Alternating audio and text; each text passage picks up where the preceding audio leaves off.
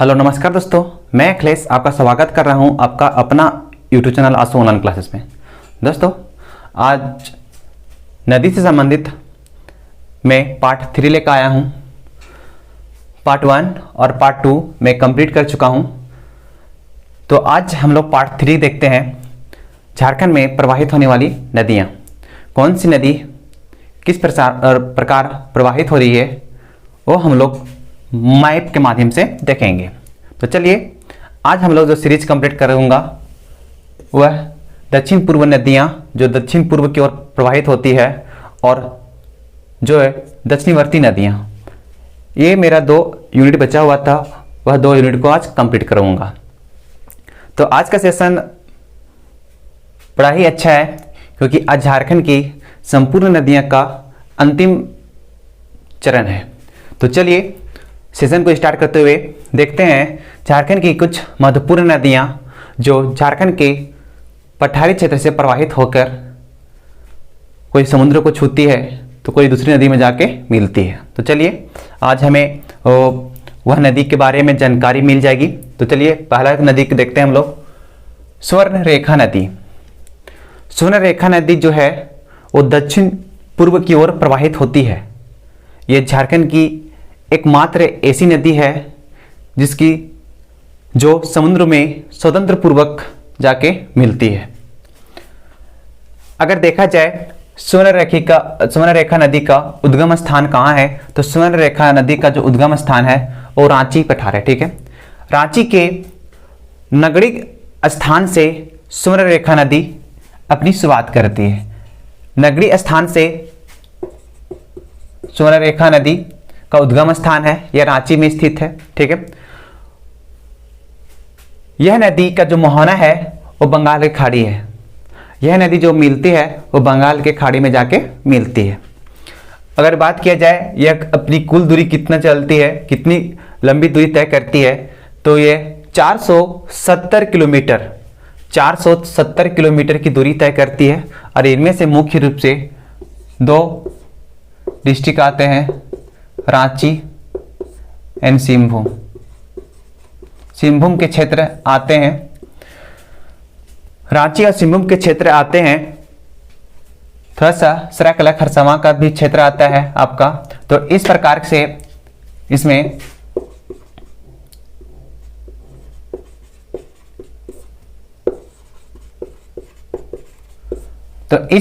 है कि स्वर्ण रेखा नदी अपनी जो है अफवाह क्षेत्र को फैलाते हुए समुद्र में जाके मिलती है।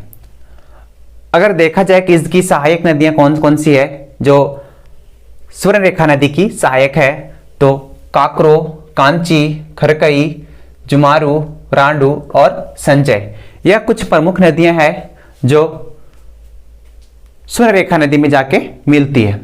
अगर बात किया जाए कि स्वर्ण रेखा नदी की सबसे बड़ी सहायक नदी कौन है, तो स्वर्ण रेखा नदी की सबसे बड़ी सहायक नदी जो है वो खरकई है। खरकई नदी जो है वो स्वर्ण रेखा नदी में जाके मिलती है और इस मिलाप के स्थान पर ही, इसके संगम पर ही इस क्षेत्र में भारत का सबसे बड़ा लौह संयंत्र टाटा स्थित है। ठीक है,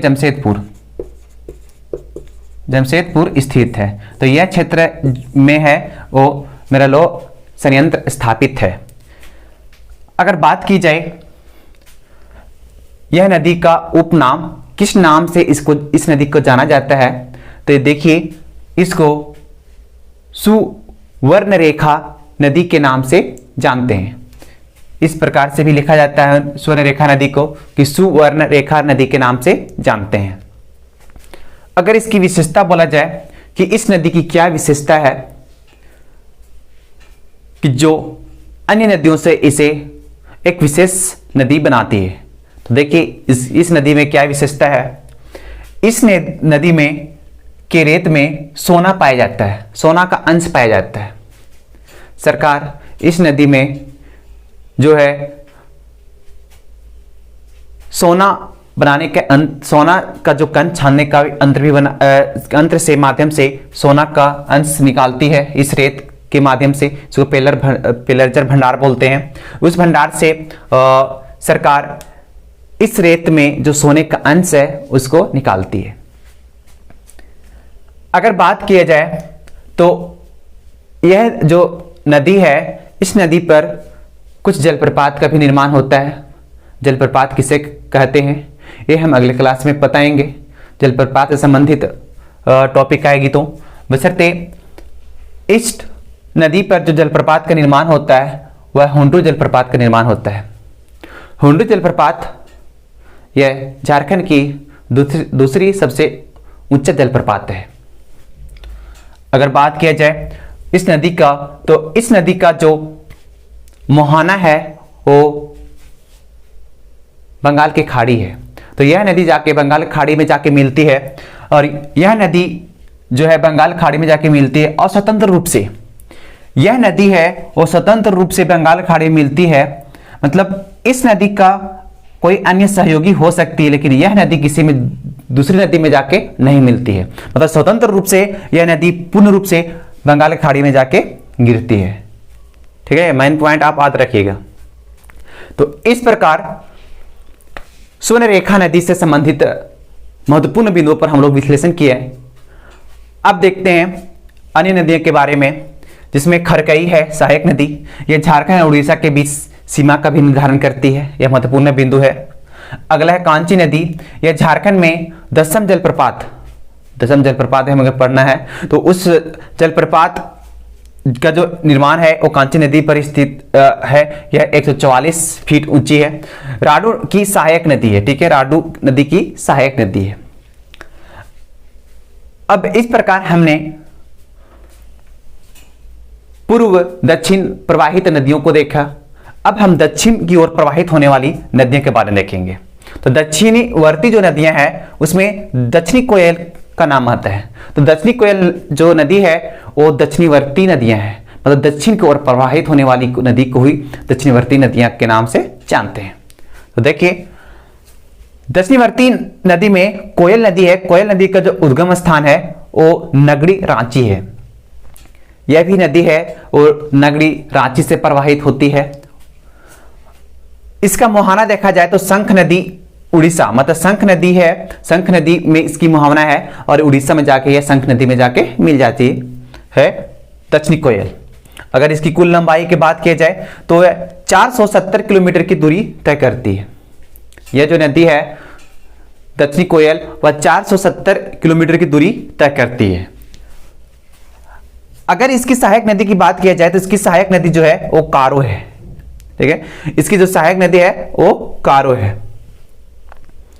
अगर इसका अपवाद क्षेत्र बोला जाए कि किस क्षेत्र में प्रवाहित होती है यह नदी, तो लोहरदगा, गुमला, पश्चिमी सिंहभूम और रांची के क्षेत्र में यह नदी प्रवाहित होती है। वह इन जिलों के साथ अपनी सीमा को क्या करती है, साझा करती है। ये क्षेत्र से होकर नदी प्रवाहित होती है। अब दक्षिणवर्ती नदियों में ही शंख नदी की बात करते हैं। शंख नदी यह नदी है जो शंख नदी अपनी दिशा को परिवर्तित करते हुए झारखंड से प्रवाहित होते हुए उड़ीसा में प्रवेश करती है।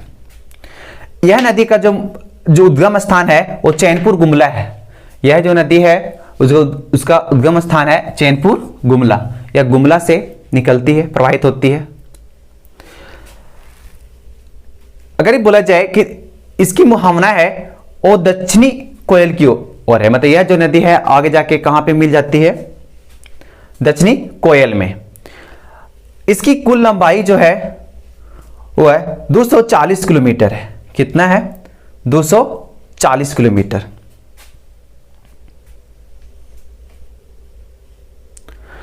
इसका जो अपवाद क्षेत्र है वो किस क्षेत्र में बहता है, तो गुमला में। ठीक है, तो याद रखिएगा गुमला के क्षेत्र में बहते हुए यह उड़ीसा में प्रवेश कर लेता है। तो इस प्रकार से हमने नदी से संबंधित महत्वपूर्ण बिंदुओं पर विश्लेषण किया जो बार बार प्रतियोगिता परीक्षाओं में पूछ ली जाती है।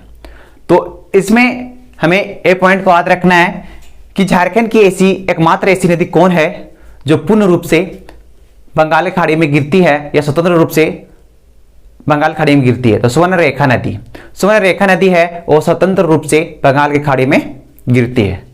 इस नदी से ही संबंधित प्रश्न और बनता है कि ऐसी कौन सी नदी है जिसमें सोने के अंश पाया जाता है? तो स्वर्ण रेखा नदी है जिसमें सोने का अंश पाया जाता है।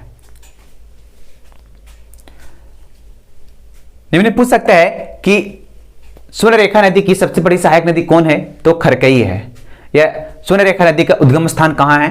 तो वो नगड़ी है। ये आप आद रख सकते हैं, ठीक है, आद रखिएगा। इस महत्वपूर्ण बिंदु है जो प्रतियोगिता परीक्षाओं में पूछ लिया जाता है। तो इस प्रकार आज हम नदी का जो सेशन है वो कंप्लीट करते हैं, और क्योंकि नदी का टोटल सीरीज कंप्लीट हो गया है, फिर से मिलेंगे नए वीडियो में। Thank you.